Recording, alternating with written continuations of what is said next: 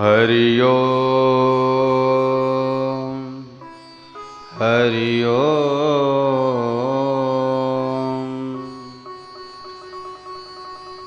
वर्णानामर्थसंघानां रसानां छन्दसामपि मंगलानां च कर्तारो वन्दे वाणी विनायको।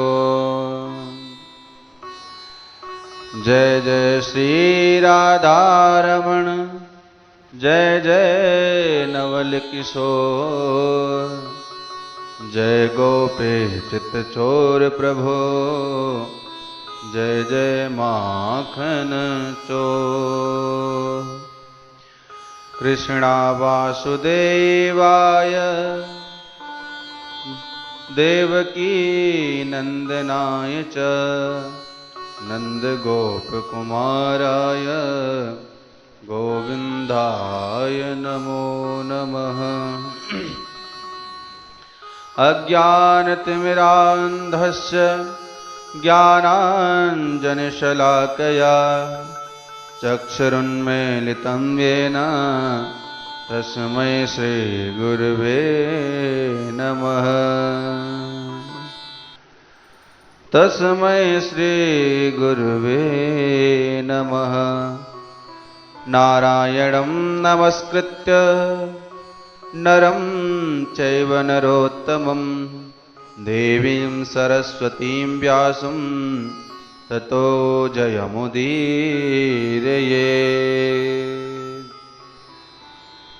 बोलिए श्रीमद्भागवत महापुराण की जय। बोलिए आनंद कंद भगवान की जय। बोलिए श्री सच्चिदानंद भगवान की जय। परात्पर परब्रह्म अकारण करुणावलय परिपूर्णतम परमात्मा भगवान श्री बालकृष्ण के चरणों में हम सब कोटि कोटि प्रणाम निवेदित करते हैं। कथा श्रवण कर रहे सभी भगवत रसिक श्रोता समुदाय को हमारी तरफ से सिया राम मैं सब जग जाने करहूं प्रणाम जोर जुग पाने। कल की कथा में हम सभी ने श्रवण किया कि अश्वत्थामा ने द्रौपदी के सोते हुए 5 पुत्रों की हत्या कर दी।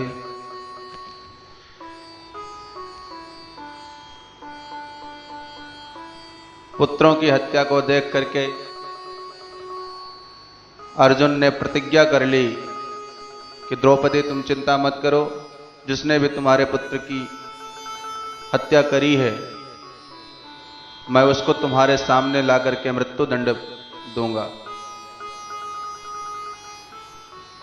अर्जुन अश्वत्थामा को पकड़ करके लाते हैं और उसको अपमानित करके उसकी मणि छीन करके उसको धक्के मार करके निकाल देते हैं। अपमान की आग में जलता हुआ अश्वत्थामा उत्तरा के गर्भ पर उसने ब्रह्मास्त्र का संधान कर दिया। उत्तरा भगवान से प्रार्थना करते ही प्रभु मेरे गर्भ की रक्षा करो। भगवान अंगुष्ठ मात्र का स्वरूप बना करके उत्तरा के गर्भ में प्रविष्ट हुए और उन्होंने गर्भगत परीक्षित की रक्षा करी। और यह सब देख करके माता कुंती ने भगवान की बड़ी दिव्य सुंदर स्तुति करी और अंत में मां ने कहा कि प्रभु जो वृषणवंशियों में यदुवंशियों में और पांडवों में मेरा मोह है, जो आसक्ति है, जो थोड़ा बहुत स्नेह है, उस बंधन को आप काट दीजिए।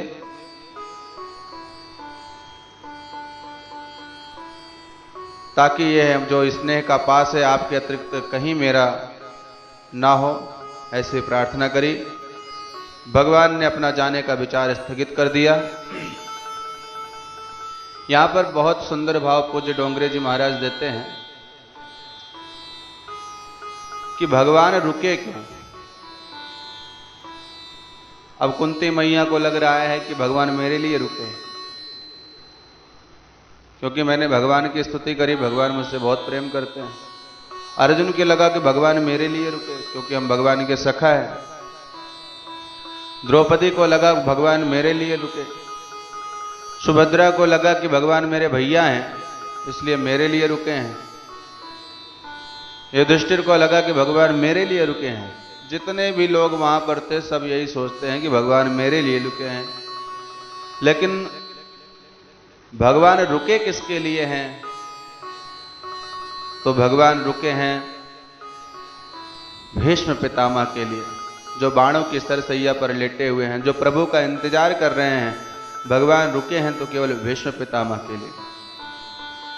एक दिन की बात है, प्रभु ने देखा कि श्री युधिष्ठिर जी महाराज थोड़े चिंतित नजर आ रहे थे, बहुत परेशान दिखाई दे रहे थे। भगवान ने जाकर के पूछा, भैया क्या बात है? समस्त शत्रुओं का पराभव करके आज आपने सम्राट की पदवी को विभूषित किया, फिर भी मुंह लटकाए बैठे हो। युधिष्ठिर जी व्यामोहित हो गए। कहते हैं, हे प्रभु जरा बताओ, जिन महापुरुषों की उंगली पकड़ करके चलना सीखा, अरे जिनकी गोदी में खेला, जिनको हमेशा मैंने दंडवत प्रणाम किया, मैंने उन्हीं सबको समाप्त करके इस गद्दी को पाया है। हमारे कितने स्नेही जन, प्रेमी जन थे, उन सबको मार करके उनकी स्त्रियों का सिंदूर हमने उजाड़ दिया। कन्हैया, जब वह विधवा स्त्रियां मेरी आंखों के सामने आती हैं तो मेरा चित्त व्यथित हो जाता है कि इस गद्दी के लिए मैंने उनका सुहाग उजाड़ दिया। मोह ग्रसित हो गए।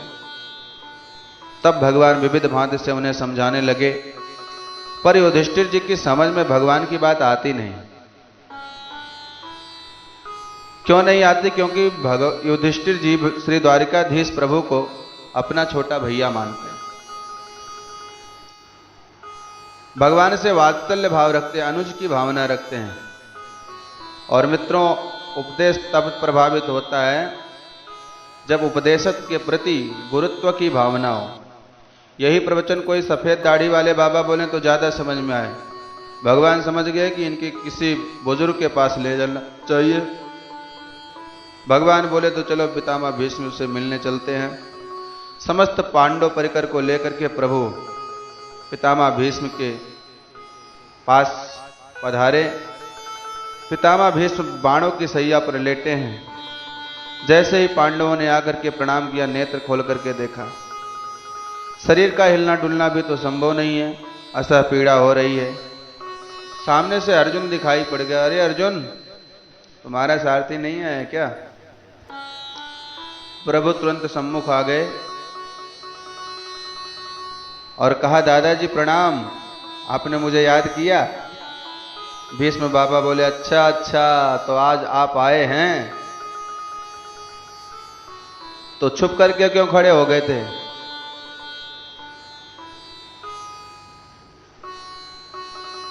भगवान ने तुरंत प्रणाम किया और कहा, कहिए दादाजी कैसे याद किया?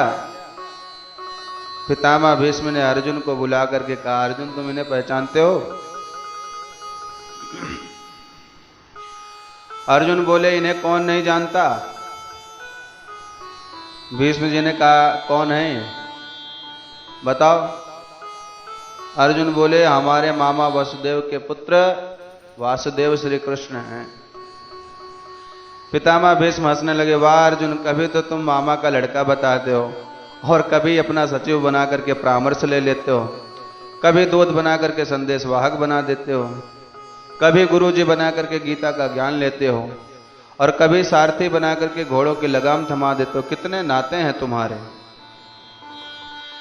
यम मन्यसे मातुलेयम प्रियम मित्रम सुहृत्तमम अकारो सचिवम दूतम स्रौहृदादथ सारथिम।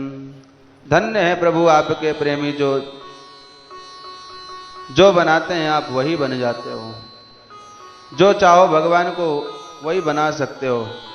भगवान तो सेवक बनने के लिए वे तैयार हैं। कोई सेवक बनाने वाला हो तो मिले, तो पितामह भीष्म स्मरण कर रहे हैं, अर्जुन तुमने इन्हें क्या क्या नहीं बनाया। भगवान की ओर इशारा करते हुए पितामह भीष्म कहते हैं, प्रभु अब एक अंतिम इच्छा मुझ दास की भी पूरी करो। हे प्रभु, यह देव बाणों की सैया पर आपके दर्शन की प्रतीक्षा में इसलिए पड़ा था कि जब तक आप नहीं पधारेंगे तब तक मैं जानने वाला नहीं हूं। प्रतीक्षा करवा कर आप आए हो तो थोड़ी प्रतीक्षा आपको भी कराना चाहता हूं। मैं यही चाहता हूं कि जब तक मैं ना चला जाऊं तब तक आप भी ऐसे ही खड़े रहो। सदैव देवो भगवान प्रतीक्षिताम कलेवरम यावदिदं हिनोम्यहम्। और प्रसन्न हासारुण लोचनो लसन मुखाम्भुजो ध्यान पथ चतुर्भुज। हे प्रभु, अहम यावत इदम कलेवरम हिनोमि तावत प्रतीक्षताम। अब भैया मरना कोई अपनी इच्छा से तो होता नहीं। यदि अपनी इच्छा से ही मृत्यु होती तो शायद कोई मरना नहीं चाहता, परंतु पितामह भीष्म को स्वेच्छा मृत्यु का वर प्राप्त है। वह जब तक मरना ना चाहे तब तक उन्हें मौत भी नहीं मार सकती। इसीलिए कहते हैं कि जब तक मैं इस कलेवर का त्याग न कर जाऊं तब तक प्रतीक्षा कीजिए और ऐसे ही खड़े रहिए। भगवान ने मन ही मन सोचा, अच्छी ड्यूटी लगाई बाबा हमारी। अब भगवान जाने किस संबत में जाने का विचार बनावे और कब तक खड़ा रहना पड़े। जहां भगवान ने मुंह लटकाया कि पितामह भीष्म ने कहा, महाराज सुनिए, ये लटका हुआ चेहरा देखने के लिए थोड़ी खड़ा कर रहा हूं। जब तक खड़े हैं तब तक मुस्कुराते रहो महाराज। आपकी मुस्कान में अद्भुत चमत्कार है। लखी जिन लाल की मुस्कान तिन्हि बिसरी वेद विध सब योग संयम ज्ञान। नेम व्रत आचार्य पूजा पाठ गीता ज्ञान। रसिक भगवत दृग दई अस एच के मुख म्यान। भगवान की मुस्कान जिसने एक बार देखा मित्रों, उसके जीवन का शोक सागर समाप्त हो जाता है।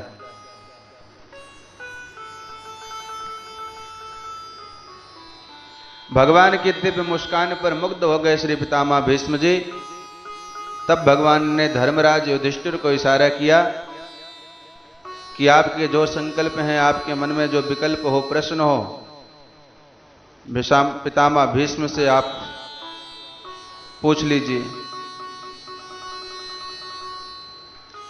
अब श्री युधिष्ठिर जी महाराज पितामह भीष्म से प्रश्न करने लगे। पितामह भीष्म उत्तर देने लगे। बड़ा अद्भुत उपदेश दिया। इसे महाभारत में भीष्म गीता कहते हैं। जैसे महाभारत में भगवत गीता है, उसी तरह से महाभारत में ही ये भीष्म गीता के नाम से प्रसिद्ध है।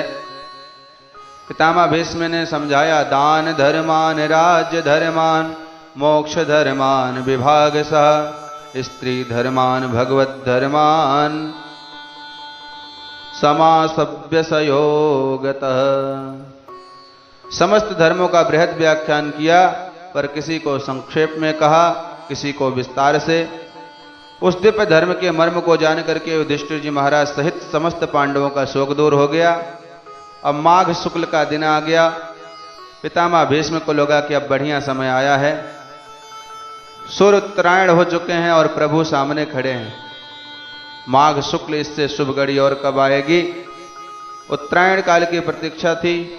पितामह भीष्म को वह पूरी हो गई। 6 महीने उत्तरायण और 6 महीने दक्षिणायन में रहते हैं सूर्य भगवान। देवताओं के लिए दक्षिणायन ही रात्रि है और उत्तरायण ही दिन है। अब किसी के घर में दिन में जाओगे तो दरवाजे खुले मिलेंगे और रात में जाओगे तो सवेरे तक प्रतीक्षा करनी पड़ेगी। तो दक्षिणायन में जो देह त्याग करते हैं उन्हें दरवाजे बंद मिलते हैं, और उत्तरायण में जो जाने वाले हैं उनको दरवाजे खुले मिलते हैं। ऐसी शास्त्रीय मान्यता है। सो पितामह भीष्म को उत्तरायण की प्रतीक्षा थी, और इधर हमारे प्रभु भी तो उत्तरायण हैं। उत्तरायण के गर्भ में जाकर के परीक्षित की रक्षा करने वाले भगवान उत्तरायण। भगवान जिसके सम्मुख विराजमान हो उसी काल को उत्तरायण काल कहेंगे, और भगवान जिससे विमुख हो जाएं तो जीव के लिए वही दक्षिणायन काल है। तो सूर्य भी उत्तरायण है और गोविंद भी उत्तरायण है, दोनों सम्मुख उपस्थित हैं, इसलिए अब देर करने की आवश्यकता नहीं है। पितामह भीष्म ने एकादश श्लोकों से भगवान की दिव्य स्तुति करना प्रारंभ कर दिया। पुष्पिताग्र छंद में स्तुति कर रहे हैं। बाबा भीष्म विचार करने लगे कि प्रभु के चरणों में पुष्प चढ़ाने के लिए कहां से लाऊं, तो अपने वचनों के ही सुमन पुष्पिताग्र छंद में भगवान को समर्पित करने लगे। आइए हम लोग भी पितामह भीष्म ने जो स्तुति करी है वही स्तुति हम लोग भी मिलकर के करते हैं।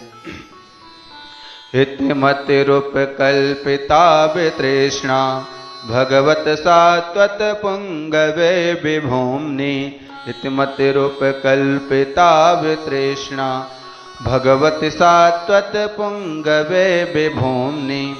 सुखमुपगते क्वचित् विहर्तुं प्रकृतमुपेयुष यद भव प्रवाह। सपदि सखि वचो निसम्य मध्ये निज परयोर्बलयोरथं निवेश्य। स्थितवति पर सैनिकायुरक्षणा हृतवति पार्थ सखेरतिर्ममास्तु। त्रिभुवन कमलं तमालवर्णं रविकर गौरवराम्बरं दधाने। ये पितामह भीष्म के द्वारा बड़ी मधुर स्तुति है। पितामह भीष्म कहते हैं, प्रभु इस देह यात्रा को संपन्न करने से पूर्व बस एक छोटी सी इच्छा मेरे मन में है कि मैं अपनी अविवाहिता बेटी का विवाह कर देना चाहता हूं। बेटी कुंवारी छोड़ करके जाऊंगा तो अधूरापन रहेगा। बेटी का सुंदर वर ढूंढते ढूंढते परेशान हो गया, पर महाराज अभी तक कोई मिला नहीं। भगवान मुस्कुराए, बाबा विवाह तो तुम्हारा हुआ ही नहीं, फिर तुम्हारी ये बेटी कहां से आ गई जिसकी इतनी चिंता तुम्हें पड़ी है। पितामह भीष्म कहते हैं, ये जो मेरी बुद्धि है इसी को मैंने अपनी बेटी बना लिया है। अच्छा, तो वर नहीं मिलता? बहुत ढूंढा, लेकिन बेटी जैसे पढ़ी लिखी हो, सुशील हो, वर भी तो वैसा ही होना चाहिए। भगवान बोले, क्यों बाबा, तुम्हारी बेटी कोई ज्यादा पढ़ी लिखी है क्या? भीष्म बाबा बोले, महाराज ऐसी बेटी आपको दुनिया में नहीं मिलेगी, कहीं मिल ही नहीं सकती। मेरी मते में सबसे बड़ी योग्यता यह है कि इसमें किसी भी प्रकार की कोई तृष्णा नहीं है। संसार में किसकी बुद्धि है जिसमें तृष्णा ना हो? कोई वित्तैषणा से ग्रसित है, तो कोई पुत्रैषणा से ग्रसित है, तो कोई लोकैषणा से ग्रसित है। यही बात बाबा तुलसी कहते हैं रामचरितमानस में, सुत वित लोक ऐषणातीनि। सुत वित लोक ऐषणातीनि। कहीं के मत येन कृत न मलिनी। कहीं के मत येन कृत न मलिनी। सुत वित लोक ऐषणातीनि। सुत वित लोक ऐषणातीनि। सबकी मति तृष्णा से ग्रसित है, पर प्रभु मेरी मति में कोई तृष्णा नहीं है, और ऐसी निर्मल मति का पति संसार में ढूंढने पर कहीं नहीं मिला। पर आपको देख करके आज लग रहा है कि अब हमारी जो खोज थी वो पूर्ण हुई, अब हमारी मति का पति मिल गया है, अब मेरी खोज समाप्त हो गई। प्रभु आपके जैसे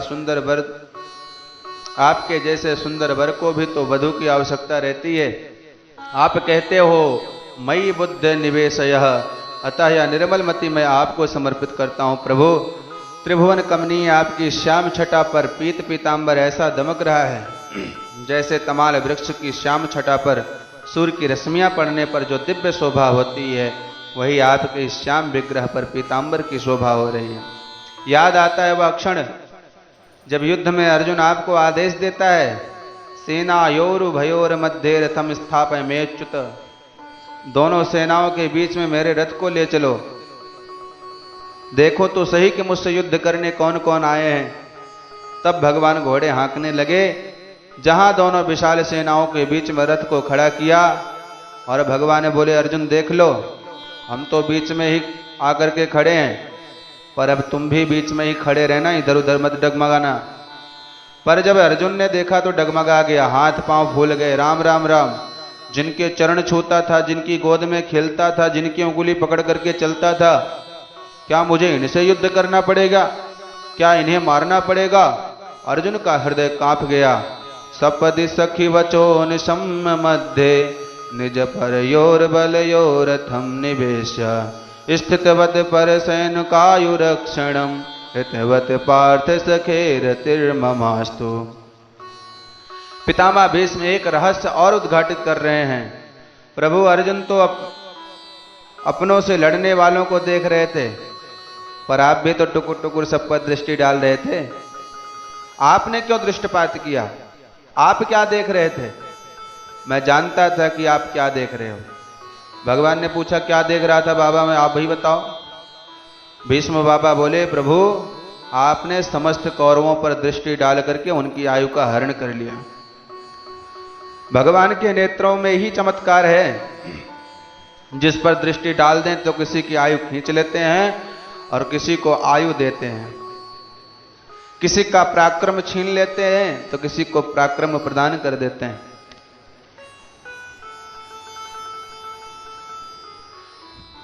परंतु अर्जुन व्यामोहित जब हो उठा स्वजन वधात विमुखस्य दोष बुद्ध्या। अब तक अर्जुन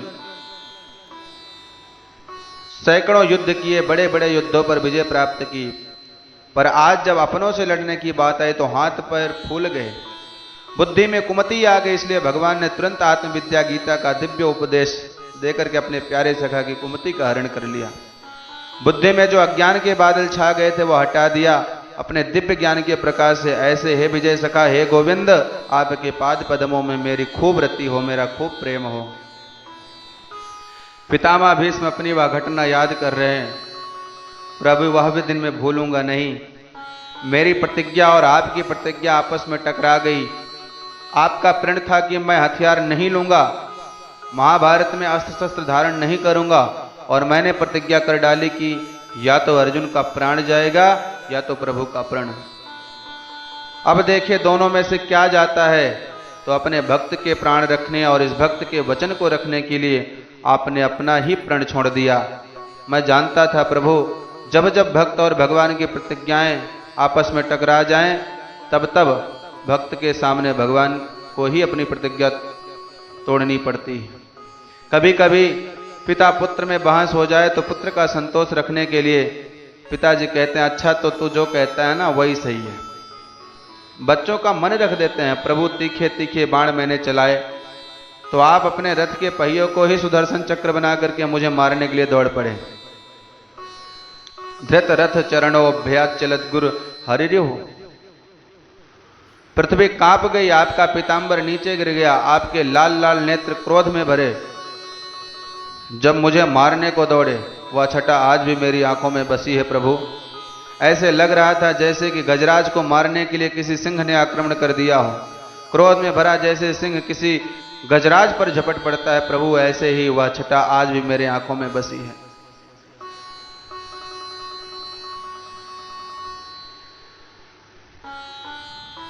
इस प्रकार पितामह भीष्म ने बड़े सुंदर भावपूर्ण शब्दों से भगवान की दिव्य स्तुति की और वह नैष्ठिक ब्रह्मचारी श्री पितामह भीष्म आज प्राणांत काल में भगवान के उस दिव्य रसमय रास का दर्शन करने लगे।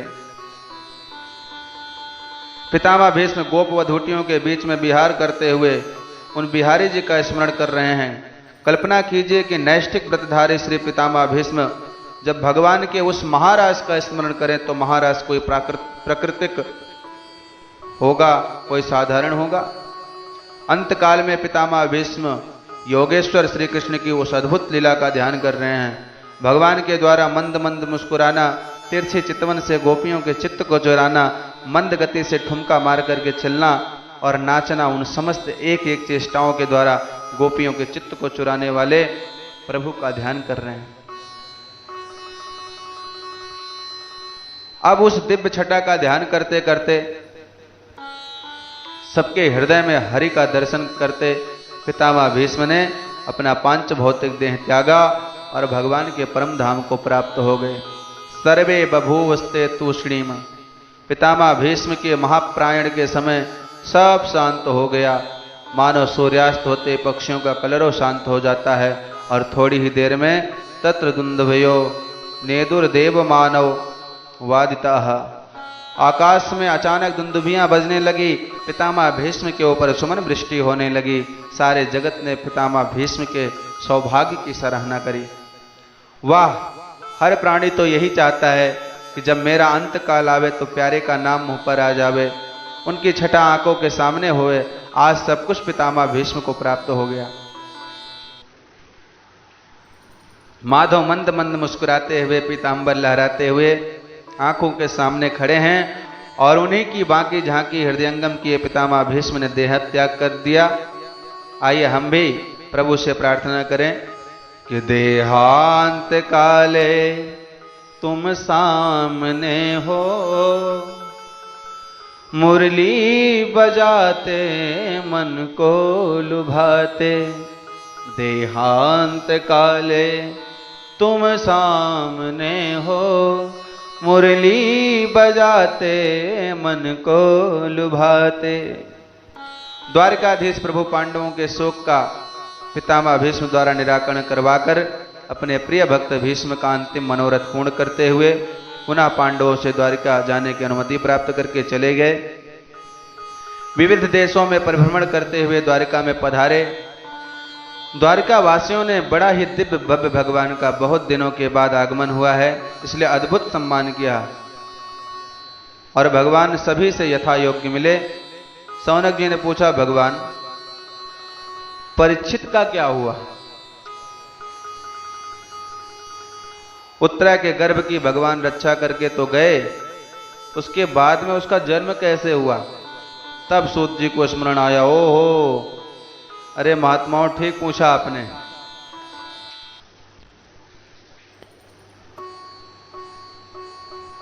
भगवान की कृपा से वह बालक मातृगर्भ में बिल्कुल सुरक्षित रहा। समय आने पर सकुशल उसका जन्म भी हुआ। ब्राह्मणों ने उसका जात कर्म संस्कार किया और इस बालक का नाम रखते हैं विष्णुरातः, विष्णुना राता दत्ताः। भगवान विष्णु श्री कृष्ण की कृपा से ही मां के गर्भ में इसकी रक्षा हुई, इसलिए इसका नाम विष्णुरात। पर यह बालक जिसकी गोदी में जाता है या जिसके सामने से भी आता है, उसी को टुकुर टुकुर देखता है। क्या ये वही है जो मेरी मां के गर्भ में मुझे बचाने आया था? वह चार हाथ वाला कौन है? हर चेहरे को ध्यान से देखते हैं, इसलिए प्यार से इनका दूसरा नाम पड़ा परीक्षित। परीक्षित का अर्थ होता है परिता इक्षते इत परीक्षितः, न जाने चारों तरफ किसे ढूंढता रहता है, तो परीक्षित के नाम से ही बालक विख्यात हुआ। समय आया, एक दिन विदुर जी तीर्थ यात्रा करते हुए आए। पांडवों ने उनका बड़ा भारी सम्मान किया। रात्रि के समय एकांत पाकर के धृतराष्ट्र जी से मिलने विदुर जी गए और पूछा, महाराज कैसे हैं आप? पांडव लोग ठीक ठाक आपकी सेवा कर रहे हैं या नहीं? धृतराष्ट्र ने पांडवों की प्रशंसा के पुल बांध दिए। अरे भैया विदुर, इतनी सेवा तो मैंने अपने दुर्योधन आदि पुत्रों से भी अपेक्षा नहीं रखा था, पर मेरे पांडव मेरी बड़ी सेवा कर रहे हैं। भोजन बने तो सबसे पहले भीमसेन मुझे कराने आता है, तब भोजन पाते हैं। प्रातः काल जागते ही सबसे पहले मुझे ही दंडवत करते हैं, मेरा बड़ा भारी सम्मान होता है। विदुर जी से रहा नहीं गया, कहा महाराज थोड़ी बहुत शर्म है या बिल्कुल बेच खाई? अरे इनकी महिमा गाते आपको लज्जा भी नहीं आती?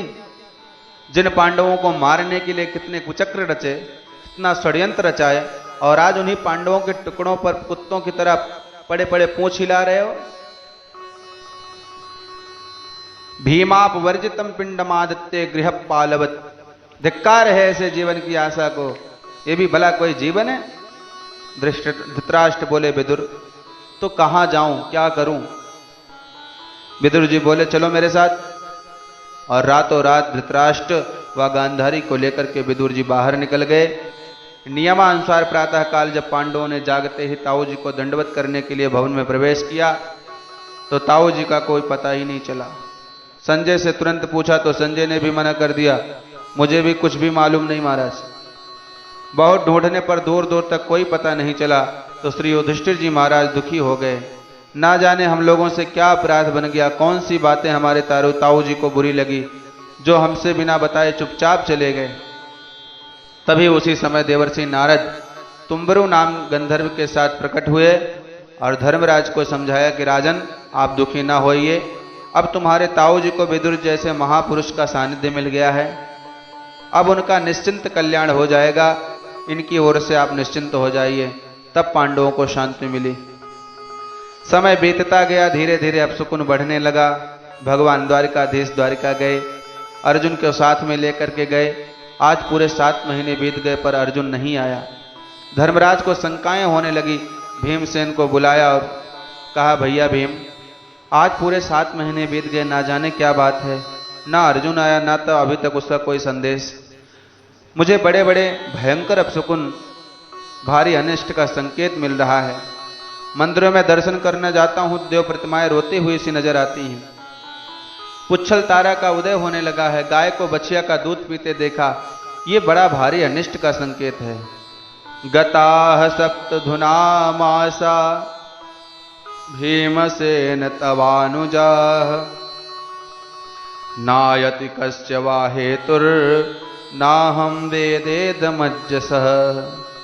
7 महीने तक अर्जुन अभी तक लौट करके क्यों नहीं आया, और नहीं आना तो संदेश क्यों नहीं भेजा। चर्चा हो ही रही थी कि अचानक अर्जुन सामने से आ गए। अर्जुन को देखते ही पांडव दौड़ पड़े। अरे अर्जुन कैसे हो?